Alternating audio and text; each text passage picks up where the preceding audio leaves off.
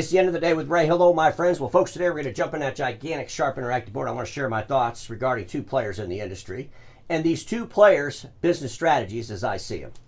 We have our friends at Konica Minolta, and I believe they have a business strategy of chasing squirrels. And we have our friends at Landa Digital Printing, and I believe their business strategy is one of chasing dreams. And folks, neither one of those strategies will work out in the end, okay? Because if you're chasing dreams, you might be doing things that don't even make any sense because you're hoping that the dream comes true, okay? And if you're chasing squirrels, well, that just means that you don't have any discipline. I mean, you think about Konica Minolta. I mean, they see AI climbing up a tree, they're after it. Let's divest from the last squirrel we caught and go ahead and catch another one. Ah, that didn't work out. Let's do an impairment charge and go chase another one. Konica Minolta has not performed with sufficient operating profit for a long damn time. They are completely a non-performing financial company as far as I'm concerned. And folks, I get it. If you work at Konica, if you're friends with Konica, you think I'm being mean to Konica, but what the hell? This is year after year after year, and no one's going to tell me they don't chase squirrels. Just read their press releases. You know, look at what they divest of. And then go back and read the press release of how they talked about it. Oh, it's going to be game-changing. The Workplace Hub, do I need to say any more? And then, my friends, we got Landa Digital Printing that I really do believe built this business model based on a dream, and the dream came from what happened with Indigo. And folks, I got to tell you something. You know, when HP, actually back then it was called Hewlett Packard, bought Indigo, it was a whole different world. So let's jump on the board. I want to share my thoughts about the organization that I believe is chasing a dream, Landa Digital Printing, and the organization that I believe is chasing squirrels, Konica Minolta. We're going to start with Landa Digital Printing. But I want to start with this. It is at the dead end where you find those who are chasing dreams to catch a payoff. You know, and folks, think about that. What's the business's true purpose? What was Landa's true purpose? To come into the marketplace and change the game for the end users, give them a better experience, make their life so much better, be able to deliver a product into the marketplace at a cost that would allow those delivering it to make sufficient profits, and they could scale it all over the world, and they could sell hundreds and hundreds of machines? Or was the business model, let's just bring some hype into the marketplace, and hopefully, you know, HP will come buy us? Unfortunately, the HP of today is not the Hewlett Packard of yesterday. But what was their business strategy? Because I really do believe it was one built on a dream of building this thing up and having a repeat of what happened with Indigo. And folks, you know, I'm hearing all kinds of craziness, you know. Xerox is going to buy Landa. Canon's going to buy Landa. HP's going to buy Landa. Fujifilm's going to buy Landa. And I'm thinking, what are you people crazy? Why would anybody buy them to begin with? I mean, the company, if it gets liquidated, well, a buyer might want to buy some of those assets, being the patents, and they can figure out how to manufacture the stuff themselves. That's maybe of some value. Maybe they can figure out how to go in to bring it into the marketplace and make it make sense so that their investors are happy. But Xerox, come on, Xerox just bought Lexmark. That's just crazy talk, okay? Because Xerox doesn't need to be in the high-end industrial print space. They don't. They just don't need to be in that space. What kind of revenue are they going to get? If everything went perfect at Landa, what would they get out of that? I mean, seriously, $1 billion a year? Come on, folks, it's not worth it. They're trying to go into a reinvention phase and do other things around helping businesses all over the world manage information in a digital landscape. And of course, they're going to sell print, but in the business space. And our friends at Canon, what would they get out of Landa? Canon is trying to focus on increasing their operating profit. They brought together their U.S. market businesses. Remember that? They're doing a lot of things to try to help themselves be more profitable. And I don't think buying a company that obviously the original stakeholders in the company don't even like it enough to stay. Why would they ever want it? And Fujifilm, I mean, at the end of the day, yeah, maybe if they could buy up those patents and do something with those. But HP is the one that's getting the most noise. Like HP is going to go buy Landa. And I just want to share some thoughts on that real quick. It was in 2001, a company called Hewlett Packard bought Indigo. Okay? And back in 2001, a company called Hewlett Packard was a $111.5 billion company. The world was different. Okay? When you talk about HP buying Landa and comparing that to when Hewlett Packard bought Indigo, there's zero comparison. Zero. And quite honestly, who really has confidence in the new CEO over there at HP that's been there since like 2019? And what has his whole goal been? Buying back their own shares. That's his strategy. Let's just keep buying back our own shares and hope that works out. And when we go to the marketplace and tell the whole world why we're down about $12 billion revenue from 2021, I'll just talk about putting AI in PCs. I mean, come on, folks.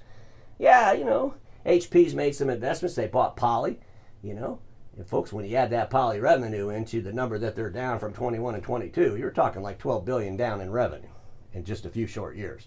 That new CEO should have got fired as far as I'm concerned. He's evaporating revenue. And him running around buying land is not going to help him any. It's not going to give him any real revenue, right? It's going to give him a big old problem to try to fix. And that might interfere with him going out and buying back his own shares. I mean, folks, just look at their numbers. I mean, I go through their numbers every quarter, every year end, right? They're terrible numbers. This company is just, as far as I'm concerned, is a mess. There was a gentleman named Warren Buffett that bought into HP, and then he got right out of it. Ladies and gentlemen, Warren Buffett doesn't do these things. He's like a long-term investor. He doesn't buy a company and stick around for 20, 24 months.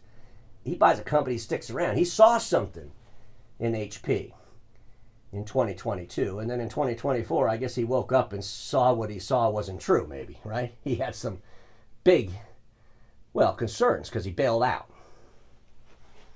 Now let's talk about our friends over there at Konica Minolta with the business model of chasing squirrels. And folks, at the end of the day, I'm sorry if you don't like the way I discuss Konica Minolta, but at the end of the day, no one talks about Konica Minolta, and they should. When Konica Minolta does interviews, the press should be asking them a whole lot better questions than they're asking them. They shouldn't just be copied and pasted in press releases about what Konica's next squirrel is. They should be focusing on why Konica Minolta cannot financially perform. And it's just crazy to me that we think this is some bad story. But at the end of the day, am I wrong? Do they not chase squirrels? Seriously. I mean, press release after press release is just crazy nonsense, right? But I'm looking at Konica Minolta's stakeholders. We know we got Masters Trust Bank, big stake in Konica Minolta. We also have Isimo Capital Management, which has 6% of Konica Minolta. And then I started thinking, will Isimo Capital end up deciding the fate for Konica Minolta? There's a lot of rumors out there, and I might have even started this one, where Fujifilm would buy Konica Minolta, because that kind of made sense to me, right? Gives them some distribution. We're watching Fujifilm in the marketplace today. They wanted to get all these dealers in the U.S. That seems to be kind of on hold, if you ask me. And maybe it's on hold for a reason, because they're going to end up getting all of Konica, and then they'll have all the distribution here in the United States they need at that point. But folks, will Isimo Capital beat Fuji to it? Because we also know that Isimo Capital has a stake in Ricoh. They have like a really big stake in Ricoh. I think it's like 15, 16%. So maybe Isimo Capital will go to Ricoh and say, you know what, we need to get Konica Minolta to join into Etra.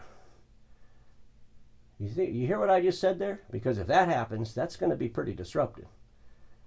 And if Konica Minolta joins into Etra, then maybe Ricoh could just take out the rest of Konica Minolta. And I realize that Ricoh is not much better off than Konica Minolta as far as I'm concerned. They can barely get over 3% operating profit. But at the end of the day, could there be some investments? Could there be some, add backs, if you will, if Isimo Capital is the one that pulled the trigger and brought Konica Minolta and Ricoh together in some form or fashion? But something's got to change at Konica Minolta, folks. I mean, this company, I just have really lost confidence in its leadership, number one. And, you go on their investors tab and you look at their, they talk about the future. They talk about what they're going to do, and it's just all a bunch of word salad nonsense. I mean, completion of structural reforms. This company's been under construction for how many years now? Seriously. You think the cones would get moved off the road and people be able to drive down the nice new road, but that's not the case at Konica Minolta, Remember in 2023 when they squeaked out like 2.5% operating profit and everybody thought, oh yeah, they're bragging about it, oh, everything's going to be fantastic. And then, of course, FY 2024, $438 million in operating profit loss. So obviously there's just a big mess over here, right? medium to long-term growth strategies. Folks, what strategy does Konica Minolta really have other than chasing squirrels? Come on, let's be honest about it. And capability and culture to be a company that generates profit through innovations. What do they mean, innovations? Hey, what's climbing up that tree? Go catch it. Divest what we just caught last week. Let's catch something different this week. Ladies and gentlemen, you can't believe what you read in the press regarding Konica Minolta. So no matter what they say, you got to question that. I remember they wrote an article back in April of 2021 talking about squashing the rumors. They were actually trying to have the press write an article because I was out there saying that Konica Minolta was going to sell off all their direct operations. I still believe that'll happen one way or the other. But back in, April of 2021, they did sell off some direct operations.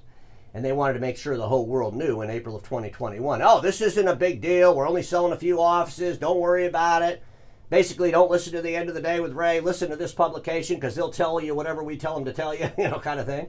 And then, folks, in June of that same year, a couple of months later, that we see another press release where Dex Imaging bought 10 of the Konica Minolta direct offices.